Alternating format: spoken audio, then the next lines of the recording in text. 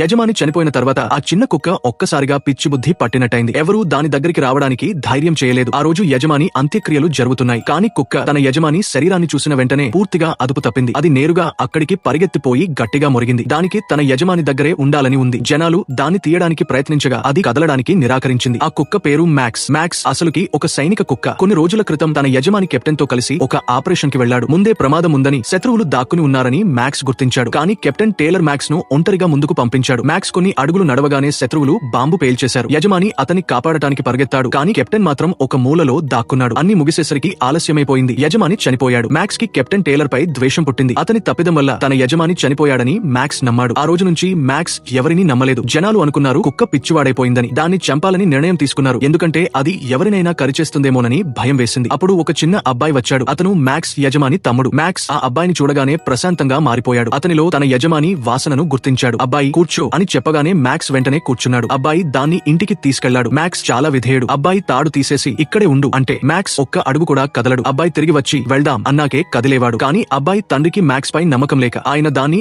ఆవరణలో కట్టేశారు. రాత్రి అయ్యాక మ్యాక్స్ ఆకాశం వైపు చూసి మొరిగేవాడు. తన యజమాని జ్ఞాపకాలు అతన్ని బాధ పెట్టేవి. అబ్బాయి బాధతో అతని పక్కనే కూర్చుండేవాడు. కొన్నిసార్లు అక్కడే నిద్రపోయేవాడు. మ్యాక్స్ మెల్లగా అతని దగ్గరికి చేరి కాపలా కాయేవాడు. కొన్ని రోజుల తర్వాత కెప్టెన్ టేలర్ వాళ్ళింటికి వచ్చాడు. మ్యాక్స్ అతన్ని చూసి కట్టిన తాడును తెంచుకుని దాడి చేశాడు. అబ్బాయి తండ్రి దీనిని తప్పుగా అర్థం చేసుకుని మ్యాక్స్ ను పంజరంలో పెట్టేశారు. ఆ రాత్రి పటాకులు పేలాయి. ఆ శబ్దాలతో మ్యాక్స్ వణికిపోయాడు. ఎందుకంటే అదే శబ్దాల మధ్యనే అతని యజమాని చనిపోయాడు. అబ్బాయి పరుగెత్తి వచ్చి పంజరాన్ని తెరిచాడు. మ్యాక్స్ ను శాంతపరిచాడు. మ్యాక్స్ మెల్లగా ప్రశాంతమే. అబ్బాయి చేతుల్లో తల దాచుకున్నాడు. కానీ టేలర్ కి ద్వేషం తగ్గలేదు. అతను అబ్బాయి తండ్రిని మోసం చేసి నీ పెద్ద కుమారుడు ఈ కుక్క వల్లే చనిపోయాడు అని చెప్పాడు. కోపంతో తండ్రి తుపాకీ తీసుకుని మ్యాక్స్ ను చంపడానికి వెళ్లాడు. కానీ అబ్బాయి సమయానికి అడ్డుపడ్డాడు. నిజం తెలుసుకోవడానికి అబ్బాయి టేలర్ ను వెంబడించాడు. అతను అడవిలో ఆయుధాల వ్యాపారం చేస్తూ కనిపించాడు. అప్పుడు ఇద్దరు పెద్ద నల్ల కుక్కలు అబ్బాయిని చూసి దాడి చేశాయి. మ్యాక్స్ ముందుకు వచ్చి ఒంటరిగా వారిని ఎదుర్కొన్నాడు. ఒక కుక్కను కరిచి పట్టేశాడు. మరో దాన్ని తన్నిపారేశాడు. ఇంటికి తిరిగి వచ్చేసరికి టేలర్ అబద్ధం చెప్పాడు. మ్యాక్స్ తన కుక్కను చంపాడని, తన మనిషిని కరిచాడని. అతను బెదిరించాడు. మ్యాక్స్ ను చంపకపోతే నీ కుటుంబం ప్రమాదంలో ఉంటుంది అని. మ్యాక్స్ ను మళ్లీ జంతు ఆశ్రయ కేంద్రానికి పంపించారు. అక్కడ అతన్ని చంపేందుకు సిద్ధం అయ్యారు. కానీ మ్యాక్స్ తనను తాను విడిపించుకున్నాడు. దంతాలతో